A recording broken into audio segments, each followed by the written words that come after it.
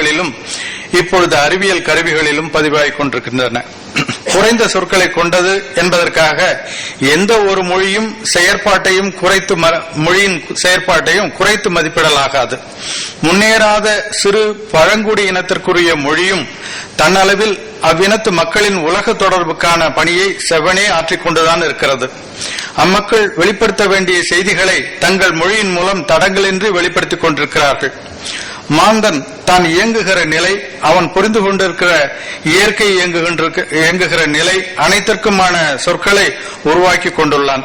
சொற்கள் அனைத்தும் தத்தமக்கென குறிப்பிட்ட ஒரு பொருளை குறித்து நிற்கின்றன. ஒரு சொல் ஒளி தொகுதியை நிலைப்பாக்கிக் கொண்டு பொருளின் பரப்பு விரிவடையும். குறிப்பிட்ட பொருளுக்கு குறுகும். ஒரு பொருளிலிருந்து இன்னொரு பொருளுக்கு மாறும். ஆனால் ஒலி மாற்றம் பெறாது. இது பொருண்மை மாற்றம்.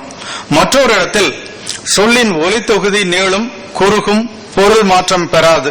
இது சொன்மை மாற்றம். தனி மாந்தர்கள் சொற்களை உருவாக்கிவிட முடியும். ஆனால் பேச்சு என்பது மாந்தர்களின் கூட்டு உழைப்பு தேவையை முன்னிட்டு தோன்றியதாகும். மொழி என்பது ஒரு குமுகாய விளைபொருளாகும். குமுகாய விளைபொருளானதால் அது அக்குமுகாயத்துள்ள அனைவருக்கும் பாகுபாடின்றி பணி செய்ய வல்லது. ஒரு குமுகாயத்தில் தோன்றிய மொழி அடுத்த குமுகாயத்திற்கென ஆன உறவிற்கும் பணியாற்றுகிறது. எண்ணத்தின் வளர்ச்சிக்கு மொழி இன்றியமையாதது. புலன் உணர்வுகள் சொற்களின் வடிவத்தில் மாற்றப்படும் போதுதான் மாந்தன் அவற்றை கொண்டு எண்ண முடிகிறது. ஒவ்வொரு மொழியிலும் அடிப்படை சொற்களின் தொகுதியே அம்மொழியில் தொடர்ந்து பயன்படுத்தக்கூடிய அனைத்து சொற்களுக்கும் அடிப்படையாகும். அவ்வடிப்படை தொகுதியே அம்மொழிகளின் மூல சொற்களாகும். மூலச்சொற்கள் என்பது வேறு சொற்களையும் உள்ளடக்கியதே. சொற்கள் மட்டுமே மொழியாகி விடாது. ஒரு மொழிக்கு சொற்கள் தான் கட்டுமான பொருள்கள். கட்டுமான பொருள்கள் மட்டுமே கட்டடம் ஆகிவிடாது. அதுபோல் சொற்கள் மட்டுமே மொழியாகாது. அவை ஒரு குறிப்பிட்ட ஒரு நெறிக்குட்பட்ட தொடர்களில் இணையும் பொழுதுதான் மொழியாகிறது. சொற்கள் மரத்தின் இலைகள் போன்றன. சில வழக்கிழக்கும், பல தோன்றும். சொல் என்பது இடைவெளிகள் மட்டுமே வரையறை செய்வதில்லை.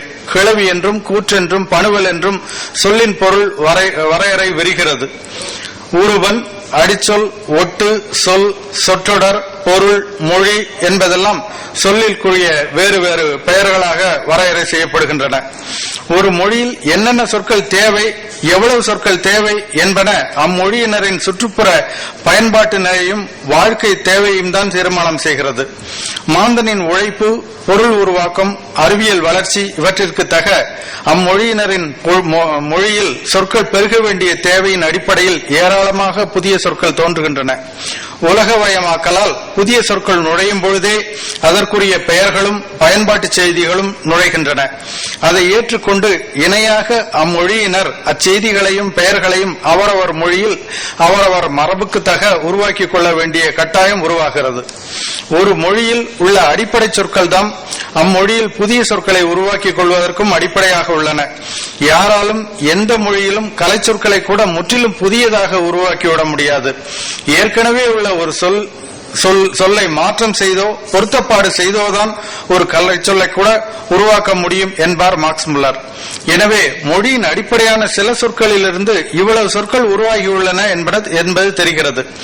மிக குறைவான அடிப்படை சொற்கள் மொழிக்கு தேவையான இவ்வளவு சொற்களை உருவாக்கி இருக்க முடியுமா என்று ஐயுற தேவையில்லை. இணைவு சேர்வு முறையில் ஒரு நெறிக்கு உட்பட்டு நிரம்ப சொற்கள் உருவாவதில் வியப்பில்லை.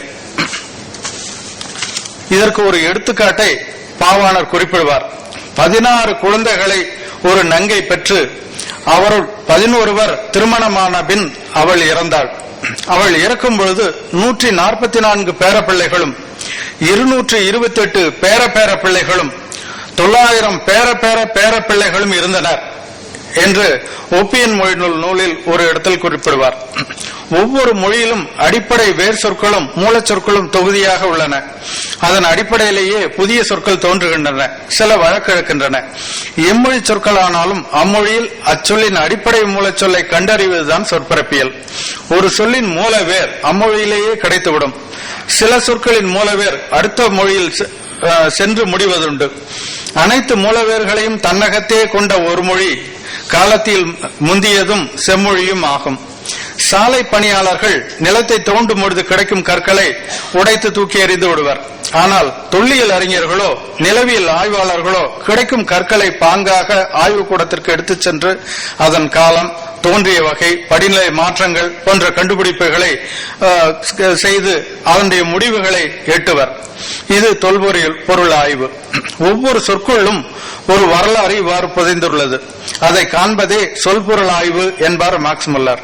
தமிழ் போன்ற பழமை வாய்ந்த மொழிகளில் மக்கள் உருவாக்கின சொற்களில் அம்மக்களின் பண்பாடு, நாகரிகம், வரலாற்று எச்சங்கள், பழக்க வழக்கங்கள் ஆகியன பொதிந்து கிடக்கின்றன. எடுத்துக்காட்டாக தமிழில் கல் என்ற சொல் பெயராகவும் வினையாகவும் அதன் பொருட்பரப்பு விரிந்து பல பொருள்களை தாங்கியுள்ளது. கல் வினையாக எடுக்கும் பொழுது தோண்டுதல், தோண்டி வெளிக்கொணர்தல், கற்றல் என்றெல்லாம் வருகிறது. கல் பெயராக இருக்கும் பொழுது தோண்டி எடுக்கப்பட்ட கல். கல் தொடர்பான அனைத்து பொருளுக்கும் கன்னடம், மலையாளம், தெலுங்கு ஆகிய பல திராவிட மொழிகளிலும் கல் சொல் என்ன சொல் வழங்குகிறது. கல்லி, தோண்டி எடுக்கப்பட்டு உருவாக்கப்பட்ட பொருளை களம் என்ற பெயரில் வழங்குகின்றனர். களம் என்பதற்கு குழிந்த உண்கலம், ஏனம் என்றெல்லாம் அதனுடைய பொருள் விரிவடைகிறது. குப்பி, ஒரு பாட்டில், அதை கூட களம் என்று சொல்லுகிறார்கள். மரக்கலம், ஷிப், போட் என்பதெல்லாம் களம். அணிகலன், ஜுவல், இதை கூட களம் என்று பல மொழிகளில், பல திராவிட மொழிகளிலும் அவ்வாறு வழங்குகிறது. பழங்காலத்தில் சமைப்பதற்கு கற்களம் உதவிற்று. உருண்டையான கல்லை எடுத்து குழிவாக தோண்டி சமைப்பதற்கான களம் செய்தனர், உண்பதற்கான களம் செய்தனர். இதுபோன்று நீண்ட மரக்கட்டையை தோண்டி படகாக ஆக்கி அதில் அமர்ந்து சென்றுள்ளனர். கல்லி எடுத்ததை மரக்கலம் என்றும் தோண்டி எடுத்ததை தோணி என்றும் பெயரிட்டு அழைத்தனர். இன்றைக்கு நாம் பயன்படுத்தும் சமைக்கும் அழுத்தகலன், பிரஷர் குக்கர் போன்றவற்றிற்கு அடுகலன் என்று பெயர் சூட்டுவதற்கு அன்றைய செயல்களே அடிப்படையாக இருந்தன. அன்றைக்கு தமிழர்கள் கல்லி எடுத்த அடுகலம், உண்கலம், மரக்கலம், அணிகலன் போன்றவற்றை செய்திருக்கிறார்கள் என்ற வரலாற்றை தாங்கியுள்ளது அந்த சொற்களே. இதை மொழி அகழ்வாய்வு என்று குறிப்பிடுவார். சொற்பிறப்பியலை ஆராயும் பொழுது சொற்களில் பழந்தமிழரின் வரலாறு தெரிவது போன்றே சொற்களுக்குள் உள்ள கட்டமைப்பின் நெறிமுறைகள், கட்டமைப்பின் சீரமைப்பு இவையும் ஆய்வுக்குரியதாகிறது. ஒவ்வொரு மொழியும் தனக்கே உரிய கட்டமைப்புகளை, இலக்கண நெறிமுறைகளை, சீரமைப்புகளை உடையது. தமிழ் மிக தொன்மையான மொழியாயினும் கட்டமைப்பு சீரொழுங்கினை மிக செப்பமாக உடையது என்பது அதன் சொற்பிறப்பியல் வழி தெளிவாகிறது. வேர்ச்சொற்களில் ஓரசை சொற்கள் காலத்தால் முந்தியவனாக இருக்கலாம் என்று கூறுவர் மொழியியல் அறிஞர்கள். தமிழில் ஓரசை சொற்களே தான் நிரம்பியுள்ளன. இன்று வரை அவை வழக்கழக்காமல் மக்களின் நடைமுறையிலும் இயங்கிக் கொண்டிருக்கிறது. எழுத்தெண்ணை எண்ணிக்கை அடிப்படையில் சொற்களை ஓர் எழுத்து ஒரு மொழி, ஈரு எழுத்து ஒரு மொழி, தொடர்மொழி என்றெல்லாம் நன்னூலார் பகுப்பர். ஆனால் 4 எழுத்துகளுக்கு மேல் தமிழில் தனி சொற்கள் இல்லை. அதற்கு மேலுள்ள அனைத்தும் கூட்டுச் சொற்களே.